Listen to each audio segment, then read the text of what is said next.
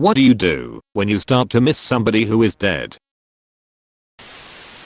Miss them. I watched my father die. I was there for his last moments and it's a memory forever ingrained in me, those last moments. But when I think of that time, which normally saddens me, I immediately think about all the good times we had, the valuable life advice I got from him, and that helps. Edit. First, I want to thank you all for sharing your kind words and messages, sharing your stories and the current phases you are in when it comes to losing someone close to you. There's no magical process or words I can offer any of you to make it better. I can only share from my own experience that it just took time and trying to always remember the good times. We both loved wrestling and football. We both loved conversations. We both loved some whiskey and a nice big steak together. Those and many more good memories I hold and cherish.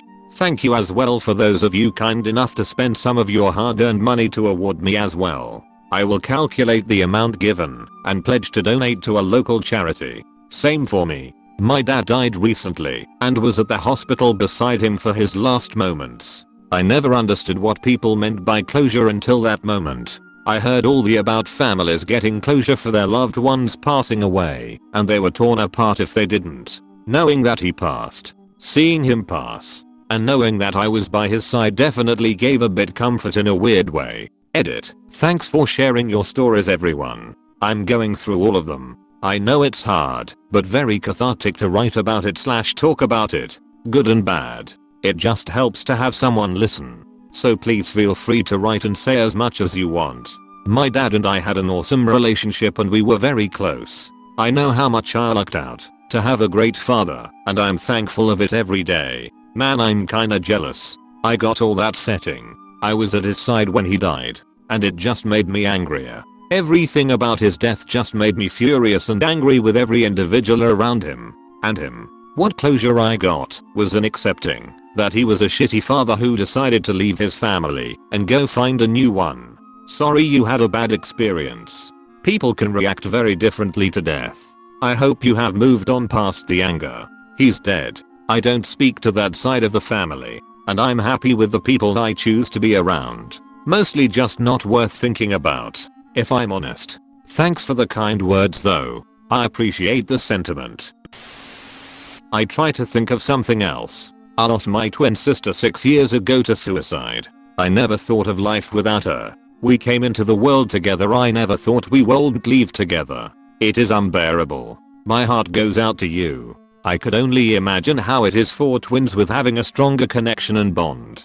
I know it's hard, and I wish I could say it gets easier. I wish you the best, and if you ever need to talk, I'm here.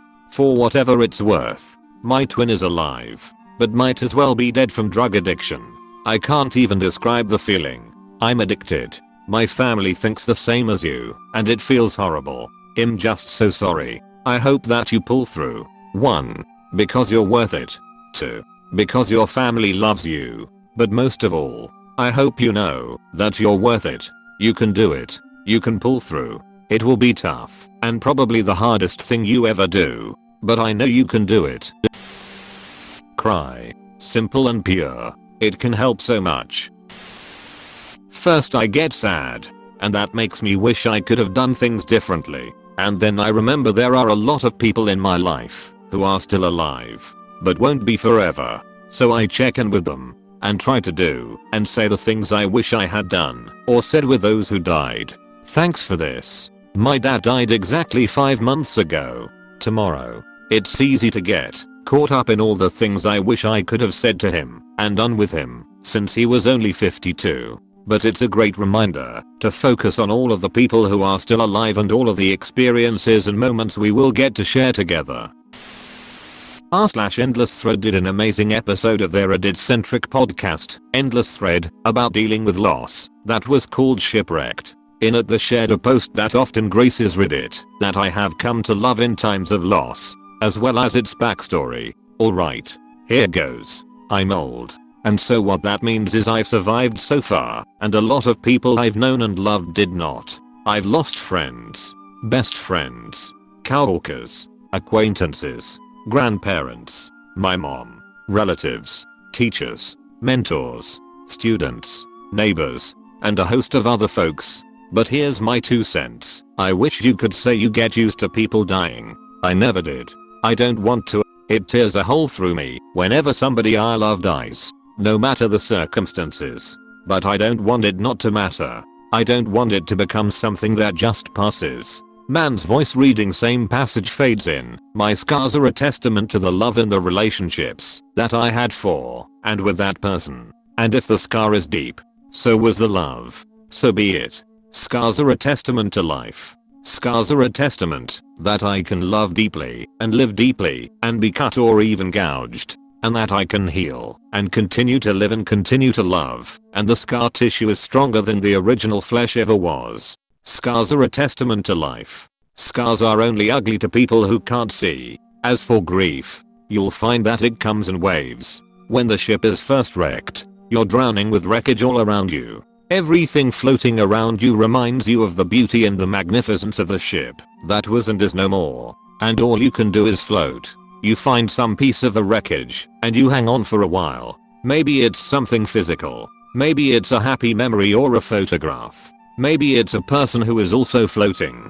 For a while, all you can do is float. Stay alive. In the beginning, the waves are 100 feet tall and they crash over you without mercy. They come 10 seconds apart and don't even give you time to catch your breath. All you can do is hang on and float. After a while, maybe weeks, maybe months, you'll find that the waves are still 100 feet tall, but they come further apart, and when they come, they still crash all over you and wipe you out.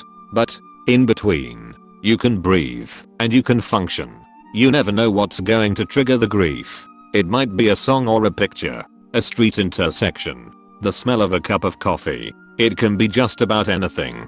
And the wave comes crashing. But in between the waves, there is life. Somewhere down the line. And it's different for everyone. You find that the waves are only 80 feet tall or 50 feet tall. And while they still come, they come further apart and you can see them coming. An anniversary, a birthday, or Christmas, or landing at O'Hare International. You can see it coming for the most part and you prepare yourself. And when it washes over you, you know that somehow you will, again, come out the other side soaking wet, sputtering, still hanging on to some tiny piece of wreckage. But you'll come out. Take it from an old guy. The waves never stop coming. And somehow you don't really want them to, but you learn that you'll survive them. And other waves will come, and you'll survive them, too. If you're lucky you'll have lots of scars from lots of loves, and lots of shipwrecks. It goes on so beautifully. I strongly encourage you to listen to the episode. Particularly the last part, where the poem is read live. It's worth it. https://www.org/endlessthread/2019/06/14/shipwrecked. I have been looking for that post. Thank you. You're welcome. I listen to it at least once every couple months. It's perfect for turning a little bit of a down day into a warm memory. Talk about them. Reminisce about the time spent with them. Allow myself to be sad that they're gone. My best friend died in 2015. I miss her a lot. Edit. Holy yes. I did not expect to wake up to such a response to my comment. Thank you for the awards. The kind words about my loss. And additional words of support, advice, solidarity and shared loss. That last sentence is really important. Imo. Allowing yourself to miss them and feel sad is definitely helpful for me. Edit to reply to some. There is no wrong way to grieve. Provided you're not harming yourself or others. Feelings are the reason we exist. Happiness, joy, exhilaration, love. All these things make life worth living. And sadness is part of that. Feeling sadness isn't being weak. It's just part of being alive. A man I knew for 13 years died in February of this year. He was a father to me and several of my friends who lived in our neighborhood. He was always kind and loved us all terribly. He was a mechanic for a long time and always showed me how to fix my car and helped me understand manuals and schematics. He even took me to get my permit the first and second BC I failed it time. I cried for days. I have been lucky in the sense that not many people who are close to me have died. But I felt this. Best advice I can give is to not bottle it up. If you need to cry, then cry. I had a shot of Jack for him. And I lit a candle for him the night he passed. Rest in peace, Harvey. You were incredibly loved. We all miss you. I hope God welcomes you with open arms. Sounds like a good and wise man. May he rest in peace.